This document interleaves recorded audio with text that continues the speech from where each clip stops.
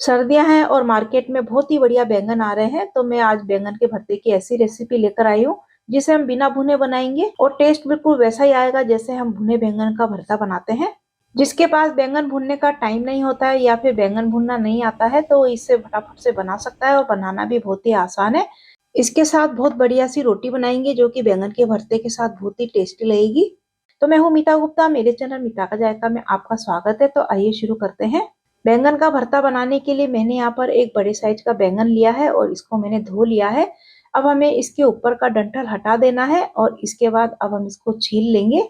बैंगन जब भी आप खरीदें तो देखें कि उसका वजन हल्का हो, भारी ना हो। अगर भारी होगा तो उसमें बीज ज्यादा निकलते हैं, उससे बैंगन का भरता अच्छा नहीं लगता है।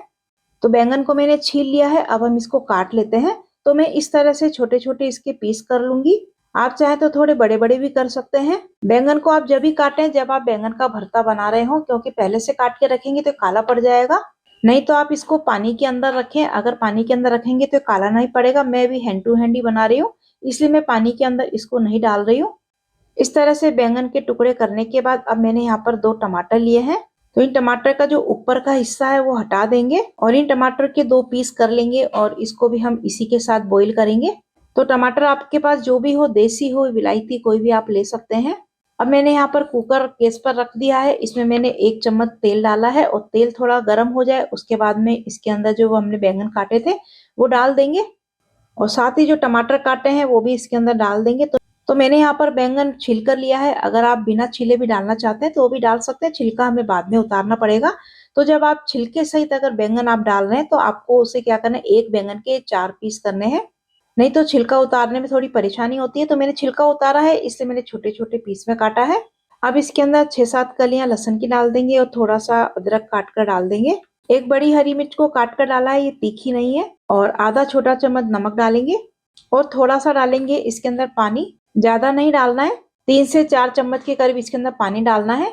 अब हमें इसको भूनना नहीं है, बस कुकर का ढक्कन लगाएंगे। अगर आप हाई फ्लेम पे रख रहे हैं तो 2 सीटी लगाएं और अगर मीडियम फ्लेम पर रख रहे हैं तो 1 सीटी लगाएंगे, उसी में ये अच्छे से गल जाएंगे। स्टीम निकलने के बाद ही फिर इसको खोलना है। ये बन रहे हैं जब तक हम बहुत बढ़िया सा आटा लगाकर तैयार कर लेते हैं।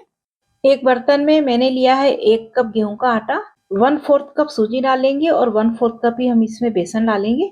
आधा चम्मच से थोड़ी सी कम अजवाइन डालेंगे, इसको इस तरह से क्रश करके डालेंगे। आधा छोटा चम्मच नमक डालेंगे और 2 छोटे चम्मच डालेंगे देसी घी, आप चाहे तो तेल भी डाल सकते हैं। इसमें इस तरह से थोड़ा सा मोयन डालने से जो रोटी है बहुत ही बढ़िया बनेगी। तो इसको हमें अच्छे से मिक्स कर लेना है। मिक्स करने के बाद हम इसका आटा लगाकर तैयार कर लेंगे। थोड़ा थोड़ा पानी डालते जाएंगे और इसका सेमी सॉफ्ट आटा लगाकर तैयार करेंगे। जिस तरह का हम पराठे का आटा लगाते हैं उस तरह का आटा लगाकर हमें तैयार कर लेना है, क्योंकि इसके अंदर सूजी है वो भी फूलेगी तो उससे भी आटा बाद में टाइट हो जाएगा। तो हमें जो ये आटा है थोड़ा सा टाइट ही चाहिए, इसलिए हमें इस समय थोड़ा सा हम इसको ढीला आटा लगाकर रखेंगे। जिससे क्या होगा, सूजी जब फूल जाएगी तो आटा अपने आप ही टाइट हो जाएगा। तो इस तरह का आटा लगाकर मैंने तैयार कर लिया है। अब हम इसको ढककर साइड में रख देंगे और अब हम बैंगन देख लेते हैं। कुकर की स्टीम निकल चुकी है, अब हम इसको खोल लेते हैं। बहुत अच्छे से सॉफ्ट हो गए हैं। अब हम क्या करेंगे, एक प्लेट लेंगे और उसमें इसको निकाल लेंगे। तो मैंने हाई फ्लेम पर इसकी 2 सीटियां ली थी। अभी ये काफी गर्म है, इसको थोड़ा ठंडा होने देंगे। तो ये देखिए इसके अंदर जो पानी बचा है इस पानी को हमें फेंकना नहीं है, हम इसी के अंदर इसका यूज करेंगे। अभी ये थोड़ा ठंडा हो गया है, पूरा ठंडा नहीं हुआ है, अभी थोड़ा गर्म ही है। और जो ये टमाटर है इसके छिलके सॉफ्ट हो गए हैं। तो हमें क्या करना है, इन टमाटर के छिलके उतार लेना है। बैंगन हमने छील कर ही डाला था, इसलिए हमें इसके छिलके उतारने की जरूरत ही नहीं पड़ती है। अगर आप बिना छीले अगर डालते हैं तो उसको भी आपको छीलना पड़ेगा। तो इस तरह से काम बहुत ही जल्दी और बहुत ही आसान हो जाता है। तो बस टमाटर के छिलके मैंने उतार लिए हैं। अब हमें क्या करना है, जो पोटैटो मैशर होता है, जो पाव भाजी मैशर होता है, उससे हमें इसको अच्छे से दबा दबा कर और इसको मैश कर लेना है। तो आप देख सकते हैं बहुत अच्छे से मैश हो रहा है, क्योंकि बहुत अच्छे से सॉफ्ट हो गए हैं। तो बस इसको साइड में रख देंगे। अब हम एक कढ़ाई लेंगे, इसमें डालेंगे सरसों का तेल। तो मैंने यहाँ पर सरसों का तेल यूज किया है, जो भी आप खाते हैं वही तेल आप ले सकते हैं। सरसों के तेल को अच्छा सा गर्म करके और हल्का सा ठंडा कर लेंगे। अब इसमें 1 छोटा चम्मच जीरा और 2 सूखी लाल मिर्च तोड़कर डालेंगे और साथ ही 1 तेज पत्ता डाल देंगे और 5-6 लहसुन की कलियों को काट कर डाल देंगे। अब हमें इसको बहुत ज्यादा नहीं भूनना है, हल्का सा ये कलर चेंज होने लगे उसी टाइम हम इसके अंदर डाल देंगे 1 बारीक कटा हुआ प्याज।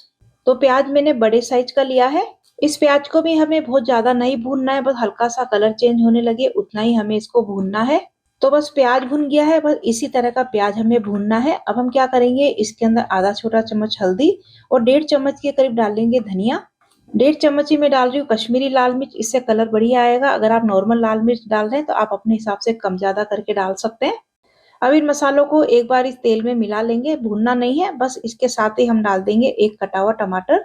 तो टमाटर भी मैंने मीडियम साइज का लिया है। तो टमाटर हमें सॉफ्ट होने तक पकाना है। और आधा चम्मच नमक डाल देंगे, नमक हमने पहले भी डाला है तो नमक ध्यान से ही डालना है। अब इसे ढककर टमाटर अच्छे से सॉफ्ट हो जाए तब तक इसको पका लेना है। 2-3 मिनट हो गए हैं और टमाटर बहुत अच्छे से सॉफ्ट हो गए हैं और तेल भी छोड़ दिया है। अब मैं आधा कप मटर डाल रही हूँ। तो मैंने यहाँ पर ताजा मटर लिया है, अगर आपके पास फ्रोजन मटर है तो फ्रोजन मटर भी ले सकते हैं। अगर फ्रोजन मटर ले रहे हैं तो उसको ज्यादा पकाने की जरूरत नहीं है। अब हमें इसे मटर सॉफ्ट होने तक पकाना है। जो कुकर में पानी बचा था वो पानी इसके अंदर डाल देंगे। पानी देखिए मेरा थोड़ा ज्यादा ही हो गया है। जब बैंगन बॉईल किए थे जो पानी डाला था वो मैंने थोड़ा ज्यादा डाल दिया था, तो आप ज्यादा पानी ना डालें, सिर्फ 2-3 चम्मच के करीब ही पानी डालें, जिससे पानी थोड़ा कम बचेगा। मेरा इसमें पानी बहुत ज्यादा बच गया है तो मैंने सारा ही डाल दिया है, क्योंकि इसके अंदर सारे फ्लेवर हैं।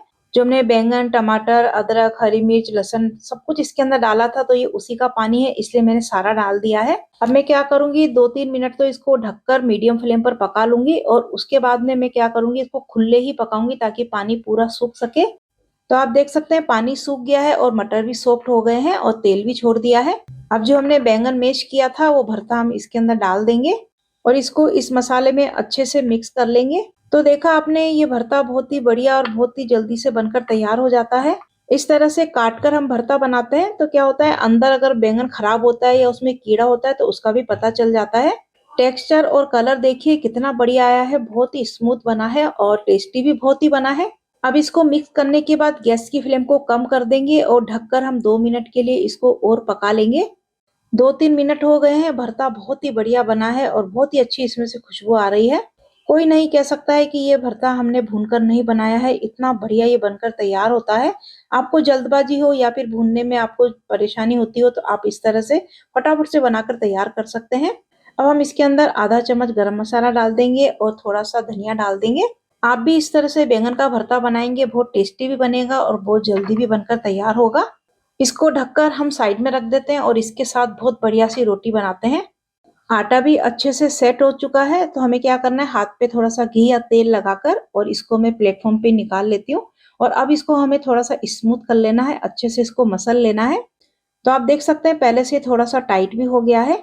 तो इसी तरह का थोड़ा सा टाइट ही हमें आटा चाहिए। तो इसको अच्छे से मैंने लोच लगा लिया, यानी कि मैंने इसको स्मूथ कर लिया है। अब हम इसमें से एक लोई तोड़ेंगे। तो जो लोई है हम रोटी बनाते हैं उससे थोड़ी सी बड़ी तोड़नी है, क्योंकि ये जो रोटी है थोड़ी मोटी ही बनती है। इस लोई को अच्छे से घुमाते हुए गोल कर लेना है और उसके बाद हमें क्या करना है, सूखा आटा लेना है। तो आटे में इसको अच्छे से कोट कर लेना है। और अब हम इसको बेल लेंगे। तो हमें इसको बहुत ज्यादा बड़ी नहीं बेलनी है, छोटी ही बेलनी है। तो पहले मैं क्या करूंगी, थोड़ी सी इसको बेल लेती हूँ। जो पूड़ी की साइज होती है उतनी बड़ी मैं इसको बेल कर तैयार कर लेती हूँ। तो ये देखिए इस साइज की, पूड़ी की साइज की मैंने इसको बेल लिया है। अब हम इसके ऊपर थोड़ा सा डालेंगे जीरा और थोड़ी सी डालेंगे लाल मिर्च और थोड़ा सा डाल देंगे बारीक कटा हुआ हरा धनिया। आप कुछ भी डाल सकते हैं, आप तिल भी डाल सकते हैं, काले तिल भी डाल सकते हैं, या फिर आप इसमें लहसुन बारीक बारीक काट कर वो भी लगा सकते हैं, या अजवाइन भी डाल सकते हैं। तो जो आपका मन करे, जो भी आपको टेस्ट लगे उसी हिसाब से आप इसको बना सकते हैं। तो ये सब चीजें डालने के बाद अब जो थोड़ा सा सूखा आटा है वो इसके ऊपर डाल देंगे और अब हम इसको बेलन से थोड़ी सी बेल लेंगे, जिससे कि सारी चीजें इसके ऊपर चिपक जाएगी। तो ये देखिए इस साइज की हमें बेल लेनी है, इससे ज्यादा बड़ी इसको नहीं बनाएंगे। तो मैंने इसको बेल लिया है। अब हम क्या करेंगे, साइड से इस तरह से हम इसको पिंच करेंगे। इस तरह से मतलब जो कि चिमटी देते जाएंगे, जिससे क्या होगा, ये देखने में भी अच्छी लगेगी। जिस तरह से खोबा रोटी को हम पिंच करते हैं उसी तरह से इसको करना है। तो इस तरह से उठाते हुए चारों तरफ हमें कर देना है और चारों तरफ करने के बाद थोड़ा सा हमें बीच में भी इसको पिंच कर देना है, जिससे क्या होगा, ये रोटी फूलेगी नहीं और बहुत ही बढ़िया रोटी बनकर तैयार होगी। तो मैं इस भरते के साथ ये वाली रोटी बना रही हूँ। आप चाहे तो लच्छा पराठा, नॉर्मल आटा जो गूंथते हैं उसका बना सकते हैं। कोई भी लच्छा पराठा हो या किसी भी तरह की आपको रोटी पसंद है उस तरह से आप बना सकते हैं, पर ये आप बनाएंगे ना तो बहुत ही बढ़िया लगेगी। तो बस इस तरह से मैंने इसको बना लिया है। तो इसी तरह से बाकी की रोटियां भी मैं बना लूंगी। तवा मैंने पहले से ही गर्म होने के लिए रख दिया था, इसके ऊपर इसको डाल देते हैं। नीचे से थोड़ी सी सिक जाए तब हम इसको पलट देंगे और पलटने के बाद वापस से इसको थोड़ा सा सिकने देंगे। इधर से भी ये थोड़ी सी सिक गई है, ब्राउन स्पॉट से आ गए हैं। तो अब हम इसको क्या करेंगे, डायरेक्ट गैस के ऊपर सेकेंगे। और जो दूसरी रोटी बेली है उसे हम तवे पर डाल देंगे। तो बस तवा हटाकर और चिमटे से हम दोनों तरफ से इसको सेक लेंगे। गैस की फ्लेम को लो टू मीडियम पर ही रखेंगे। तो चारों तरफ से घुमाते हुए और उलट पुलट करते हुए इसको अच्छे से सेक लेना है। तो बस इस तरह से हम रोटी को सेक लेंगे। तो आप देख सकते हैं बहुत ही बढ़िया रोटी सीखी है। इसी तरह से दूसरी रोटी को भी सेक लेंगे। अब इसके ऊपर लगाएंगे हम अच्छा सा घी। तो जैसा घी आप पसंद करते हैं कम ज्यादा उस हिसाब से आप घी लगा लें। तो ये देखिए रोटी कितनी बढ़िया लग रही है। आप इस रोटी को दाल, पनीर, छोले किसी के साथ भी खाएंगे बहुत ही बढ़िया लगेगी। तो बस दूसरी रोटी भी हम इसी तरह से बनाकर तैयार कर लेंगे। तो इस तरह से बाकी की सारी रोटियां भी हम बना लेंगे। तो ये देखिए दूसरी रोटी भी बहुत बढ़िया से सिक चुकी है। इस पर भी हम अच्छा सा घी लगा लेंगे। तो चलिए भरता भी बन गया है और बहुत बढ़िया सी रोटियां भी बन गई है। तो अब हम प्लेटिंग कर लेते हैं। तो ये लीजिए हमारा गर्मा गर्म भरता। आपको देखने में ही लग रहा होगा कि कितना बढ़िया बना है। तो खाने में भी बहुत ही टेस्टी बना है। बिना बैंगन को भुने भी आप इस तरह से भरता बना सकते हैं। बनाने में भी आसान है और साथ ही यह है हमारी बहुत ही बढ़िया सी रोटियां। इसके साथ तो खाने का मजा दोगुना हो जाता है। तो आप भी इसको जरूर ट्राई करें। आप एक बार इसको बनाएंगे तभी आपको पता लगेगा कि इतना बढ़िया भरता कैसे बनता है। पसंद आया है तो मेरी वीडियो को लाइक और शेयर करें और कमेंट करके भी जरूर बताएं। और अगर आपने मेरा चैनल सब्सक्राइब नहीं किया है तो मेरे चैनल को सब्सक्राइब जरूर करें। मिलते हैं ऐसी एक और नई रेसिपी के साथ। Thank you.